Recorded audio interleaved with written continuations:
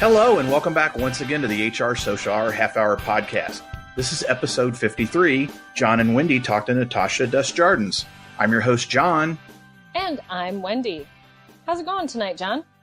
I am well. Wendy, I know you are in the midst of some of the biggest fun you have all year. And I don't say that facetiously because my little sister was in the Girl Scouts and did this too. I know we want to talk for a couple minutes about cookie season.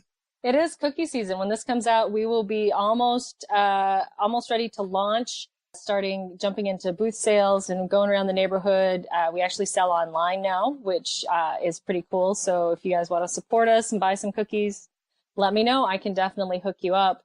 But one of the cool things that Maggie's troop has decided to raise money for is they're working on their Silver Award. And that is the second highest award in Girl Scouts. They can earn it in 6th, 7th, and 8th grade. And so they've decided that they're going to do a podcast series on women who were Girl Scouts and where they are now, what they're doing. They want to call it After Scouts and kind of just show people where you can go from Girl Scouting. The new governor of South Dakota is a former Girl Scout, so we're going to reach out to her. But I thought it would be super cool if one of the HR tribe members, if one of the ladies used to be a Girl Scout and would be willing to chat with the girls. We are just getting started on our planning. But if you were a Girl Scout and you want to help them out with this awesome little project, let me know. And if you could let me know by the end of February so we can start planning this out for them and helping them put their calendar together and get their questions all squared away, that would be fantastic. Y'all know how to get in touch with me. Reach out on Twitter and we'll get you hooked up. So thank you all for listening to our little plug here. Excited to help Maggie get this earn this award. I think it's amazing you might have a second generation podcaster in your midst. I don't think we would have thought that a year ago. No, and she's so excited about it. They just decided off that we need to do a podcast. I'm like, oh, okay. Let's see how we can do this. I think it's awesome. Awesome. And I'll do a shameless plug too for the cookies. Obviously, if you met me, you know I'm a fan. However, the really super cool thing is you have this whole ordering cookies that you can send to the troops. Yes. So I'm going to be sending a few nickels your way to have some sent to somebody overseas to have a little taste of home. I think it's a great thing that the Girl Scouts are doing to have that. In fact, it was at Christmas when I saw my niece who is 8. She's also, selling cookies. And so I gave her some money way early, and her eyes just lit up and she said, "What's this?" I said, "Get some cookies and send them to the troops." And so anyway, I think it's great that you're doing that. But again, I'm trying to think. I don't know any second generation podcasters yet. Jacob's been on a couple of Star Joe's episodes, kind of in the offing, but I think it's awesome. So it'll be a lot. We'll put the message out there. You know how to get a hold of Wendy. Make sure that you do, and let's get that going. So, all right. Enough cookie talk, though, at least for the time being. Got a great guest tonight. I'm super excited. I got a chance to just actually talk to her the first time right before we started recording, and I'm going to let you make the introduction, Wendy, and we'll get going. That sounds great. So we've gotten to know Natasha from Twitter. She's been on our Twitter chats a couple of times, and so excited to welcome her to our show tonight. So as her Twitter tagline describes her, Natasha introduces herself as a human providing resources to humans. Her motto is to always bring the human to the resources she provides. Well, at least she read that line somewhere and clung to it like religion. Natasha is a human resources enthusiast whose overall experience includes providing support and expertise in the talent acquisition and retention, employee training, benefits and wellness, organizational culture, and employee relations. And for the first time in her HR career, Natasha is specializing in benefits and wellness for a nonprofit organization in Washington, D.C. of 1,100 plus employees. Natasha, welcome to the show tonight. We are excited to have you. And our first question is, what's in your glass? Wow, thank you so much for having me. What is in my glass? A glass would not be a glass if I did not have a LaCroix, and I specifically have the blackberry cucumber flavor, which is my ultimate favorite. Oh, that sounds good. Now, we've gotten LaCroix on here before. We are trying to find sponsorship, Natasha. So the flavored, seltzer and soda waters, those things have been very, very popular in the last many weeks on the show. Have they not, Wendy? It seems like we're hearing that a lot these days. They have been. And so maybe we need to get the LaCroix girl to be a part of, maybe put her in the back of some of our photos or something. Maybe have her follow us around at SHRM. I don't know. Maybe. Fair enough. Okay. Well, we're going to put it out there. But so, Natasha, again, I was super excited to have you take part because, again, I know you've been part of our conversation online over the last bit of time. Don't know a lot of your backstory, though. How exactly did you get started in human resources? So I started off in human resources in college. I was working for a temp agency as a recruiting coordinator at the headquarters there.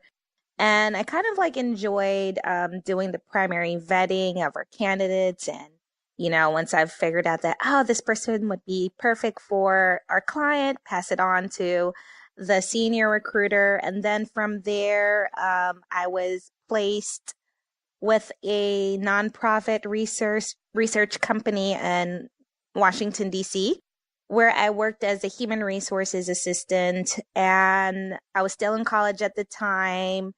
It was very much pushing papers. There was nothing fun about it. And I discovered very quickly that maybe HR is not for me until I graduated from college and I worked for a small agency in DC, and they had a retention problem.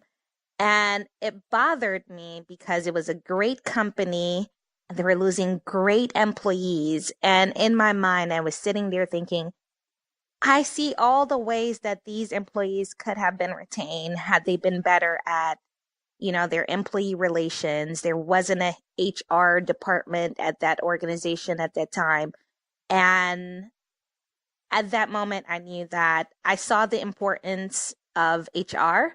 And I grew my love for HR all over again. And I decided to go back to grad school, get my master's degree in management and human resources. And the rest is history. Wow. That's a great story. Thank you. You got your inspiration. That's very cool. I love it.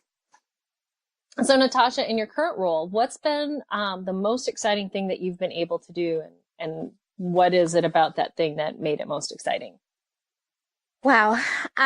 One of the most exciting things that I get to do, especially, well, as you said in my bio, this is my first time specializing in HR. I've always worked as a generalist in my career or as an HR manager.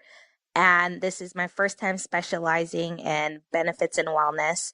So it was kind of a culture change simply because anyone who's in benefits will let you know it is not the fun side of HR. And even when I take my employees through, their benefits orientation, the first thing I tell them is, hey, listen, benefits are amazing to have, but this orientation is probably the most boring session you'll ever sit through, but I'll try to make it as lively as possible. And, it's all about, that's what we do in human resources. We set reasonable expectations. And so, we have to tell the people the truth. But one of the things that I enjoy most in my field and what I'm doing right now is just the humans, the people that I work with. It always goes back to the human aspect of it, in that a lot of what I do is FMLA, and a lot of, in addition to, benefits processing and managing. But when you go through FMLA cases and, you sit down with the employee, you listen to their story, and it's a reminder of how strong the human mind and body, how resilient we are, but also how we should not take it for granted. And sometimes I will listen to the stories, the cases that my employees are going through. And just to know that through it all, you manage to keep it together, come to work towards the mission of our organization. And it renews in me the fire that just wants to work for them, that wants to provide resources for them, that wants to let them know that you are not alone. To the measure that we can, here's how we can help you. but here are other resources that are available to you by way of EAP, or contacting our brokers, or going through the insurance to find out what other resources are available to these team members. And at the end of it, just knowing and having the satisfaction that the employee knows that they weren't alone in their journey. I feel as though we are living in a time where a lot of employees just feel as though they're just another body producing work, but just letting them know that you still see the human in them. And always keeping the human at the center of all the services and resources that you provide. To me, that's what excites me. That's what keeps me going. It's not an easy feel. It's not, as I said, fun to work in, but the end results at the end of the day, knowing that you gave someone the peace of mind and you pointed them in the right direction, or in some instances, you were a listening ear. And that to me ultimately is what I'm excited about, what really drives me. I don't know what benefits means you're not in or not the greatest things ever. I don't know. I say that half jokingly. No, you're absolutely right. Onboarding is great, and all of a sudden then you start talking about life insurance and salary continuation, whatever you may have, and people just glaze over. I mean, I can remember telling someone, I said I was in union negotiations, and I would write summary plan description language. And boy, do you think anybody's going to sit down and read SPDs? I mean, it takes a special soul, but no, I think it's great. I appreciate that perspective of the humanizing of it, because FML is. We all know the challenges there, and you want to be respectful and engaged, and it can be tough. I applaud you for that. I think that's great. Thank you. In one of the chats that we've had lately, we talked about upcoming challenges for the year, and I think we talked about. So, what's one challenge in particular that you are looking forward to tackling this year? I think one of the biggest challenges that I can say we're seeing across the board in every industry and every field, and you'll probably see in almost every tweet of mine, is diversity and inclusion. For me, it's not more so the diversity part, because I do believe that a lot of organizations have done a great job at checking the box in terms of diversifying their organization, in terms of age, race, gender, what have you. But I believe that the biggest challenge for 2019 is the inclusion part. How do we include everyone? How does everyone buy into the mission statement? How does everyone believe? How do we get everyone to believe and understand that they are part of the equation, that they are part of the movement? And so for me, I think the inclusion part is definitely a challenge that I'm excited about continuing to tackle. And how do you plan to go about it in your own little way, in terms of with your organization or what you're sharing out there? How do you plan to do that? One of the things that I continue to do is, again, we talked about my organization, 1,100 plus employees. How do you, and again, you have employees of all age, of all gender, a race, but you also, part of diversity is also the education, the different experiences that people bring to the table. You have C and E suite employees. You have those of the employees that generally are the bread and butter to the organization, meaning if it's a design organization, your designers are pretty much your bread and butter, even though you have accountants, you have receptionists, you have facilities person.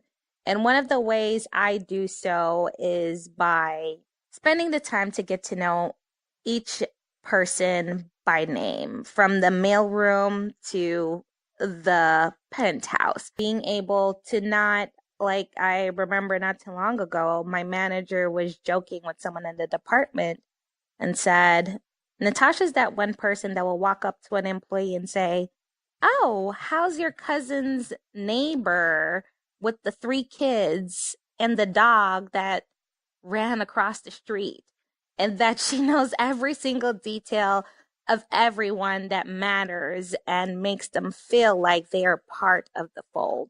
For me, that's my brand. That's my personal brand, but that's my way of extending my brand onto others and letting them know that you're part of the fold. I am as vested in you as I am myself. We all play a part in this organization. Desmond Tutu, I believe, uses this word, and it is a Zulu terminology that says Ubuntu, which means I am because we are.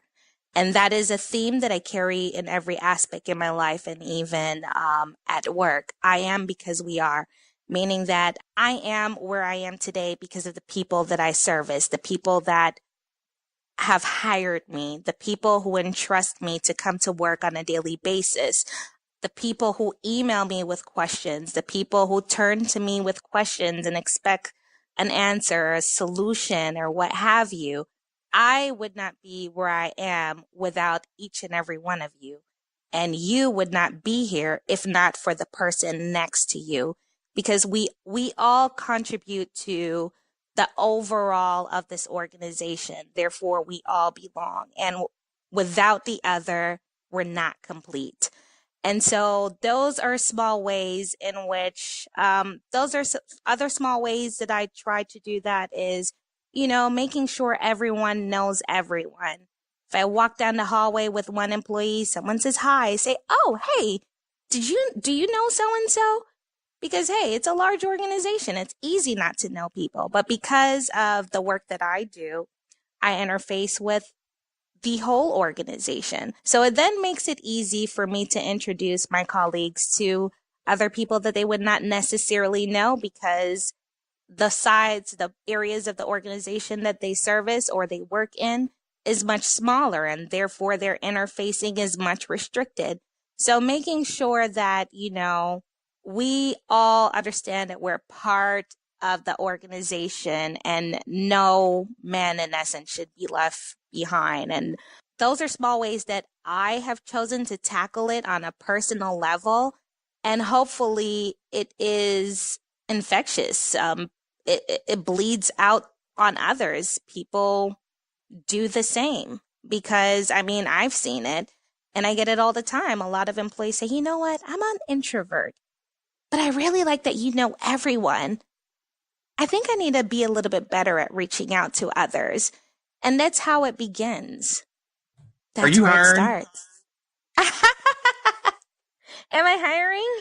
Are you hiring? I want to come. You've rallied. It's amazing, Natasha. That's fantastic. I love it. I really do. I appreciate that very, very much. As my mom likes to say, no man is on the island of their own. And so you need the person next to you as much as the person next to you needs you. And so exactly. I just think that, one thing I also learned working in my industry is you just never know the weight of what your team members are going through, or what the person standing next to you, behind you, in front of you in line is going through. We're living in very difficult times. And another challenge that I believe that all employers should put at the top of their list is also, emotional wellness. And you just never know how your moment of kindness or your smile could be what it takes to take someone from, an extreme to another, or just make them realize that, hey, maybe I do belong after all, or hey, maybe I am noticed, or hey, maybe this day is not so bad after all. And so I just think that we all have our part to play in it. But what I'm focused most about is making sure that my part is played so well that others would be willing to imitate it, practice it, and take it on as their own. Yeah, I love that. You kind of wrapped it all up there. Natasha, it is now time for everyone's favorite part of our show, the new and improved question connection. Woohoo! Yay! Yay! So our first question is, who was your first professional mentor, and what was the most important or impactful thing you learned from them? I would definitely say that my first mentor probably would be Brandy Douglas. And she was my manager at one of the organizations that I worked for. And the one thing that she always told me was, pay attention to details. Pay attention to details. Spreadsheets were not my thing. Still isn't. However, working with her, it would always be the most minor thing that would always throw me off. And she would always tell me, pay attention to details, pay attention to details. And as time went on, I came to realize that everything is in the details. The smallest detail can affect your overall outcome. So that was my mentor, and that was my biggest takeaway. And then I'd probably say Emily, and her biggest advice to me and best advice to me has always been, be prepared, never back down, and always fight for what you believe in. Natasha, who is one person that you've connected with in the last year that you think more people should know? It doesn't have to be an HR person, but somebody that's made an impact that you feel like, hey, I think more people need to hear about them or know them. I would definitely say Ebony K. Williams. She is a political correspondent for Fox News, and I know that she has done, I believe, a few sports segments. But definitely her. She has a book, pretty powerful. She was, she talks about, she became an attorney because she made a stupid mistake in college and had to go to court, and the judge told her, you have a bright future ahead of you and you're smart. We're going to just forgive this and allow you to go on with your academic studies as long as you don't get in trouble again, what have you. And she did just that. She went to law school. She was very accomplished in her field and decided she wants to work in media. And, she talked about her struggles, and pretty much, I think that her book is a book that any recent graduate or anyone who is thinking of making a career change, and they need to know that it is possible and it can happen as long as they put in the work and they believe in themselves. Personally, I've gifted that book about 21 times to various young ladies that I mentor, and I definitely believe that she would definitely be my top one. If you could go back to the start of your career, what's one piece of advice you would give yourself based on what you now know? Always believe in yourself. I think a lot of times, as I went through my career, I would say I would find myself doubting myself because my viewpoints weren't always popular. It kind of sometimes went against the grain. And sometimes I would shy away from sharing my opinion because I feel that I would be the only one thinking the way I think or being left in the outskirts, until I remember one day I was very open and honest in an interview. I walked through the doors of the organization, and I was like, there's no way they're going to hire me. So I sat during the interview and I said, you know what? I'm not going to even try to impress them.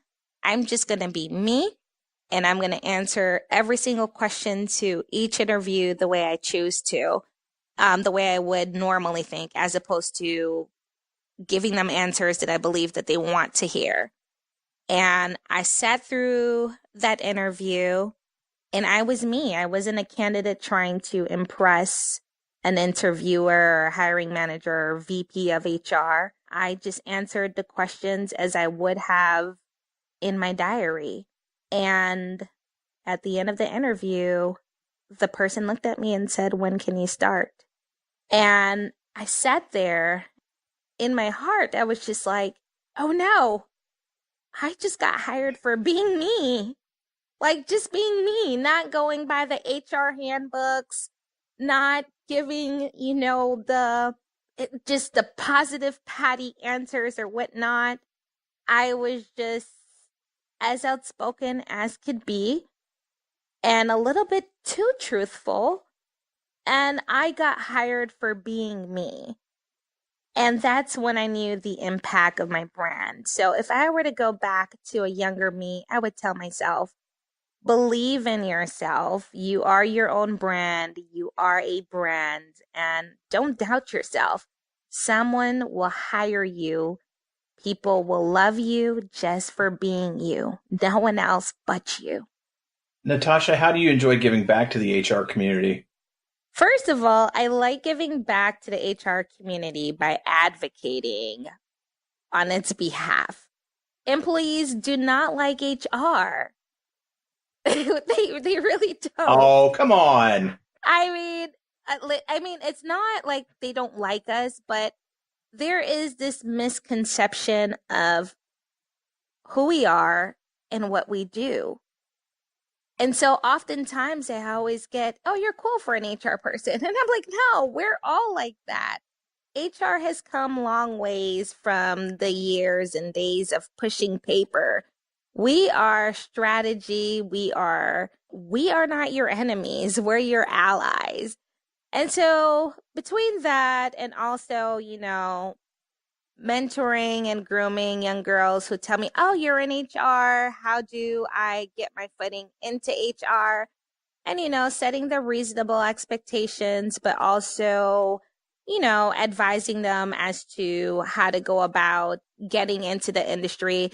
So it's kind of like, and, I do in my day-to-day beat a lot of people who get discouraged probably by not being able to get a footing into HR. And one of the things that I love to do is tell them about how I landed back in HR and how hard that transition was. But, I never gave up. I stayed true to what I believe to be my calling and my focus. And here we are now. But I do want to be a little bit more involved with the local chapter here in Washington, D.C. I've already set up a few appointments to kind of like meet with people just to kind of like gauge and see how I can just not be a member just to be a member, but truly be involved more in, the different events or work that we do here. But yeah, to be continued. So what is your favorite movie? You know what? I don't have a favorite movie, but if you do ask me, I would probably say Angels on the Outfield. I just remember loving that movie as a kid and just always doing the angel, throwing your arms up because I see an angel, it's there. Yeah. I think that's one of my favorite movies and probably Cutting Edge. Good movies. How about your favorite musician or band? Okay, so I move to anything that has a sound. I do not have a favorite musician or movies. Somebody starts beating a pen, I'm there. I don't know what to say. I just love music, awesome. Period. Fair enough. Whatever okay. the genre is. How about a favorite TV show? Wow. Okay. So favorite TV show, I would definitely have to say it's between Suits, NCIS, and SVU. I had to think hard and not say SUV. I think I saw Criminal Justice. I mean, No, I was going to say SVU's getting ready. Aren't they hitting 20 years? Yeah, That's but they're still relevant and very That's amazing. Good for them. Yeah. I could give them credit. That's great. If you like everything with a beat, then I guess we have that in common because I'm kind of with you there. So if you're not thinking about those favorite movies or dancing to the beat or following these criminal justice type shows, what else do you like to do outside of work?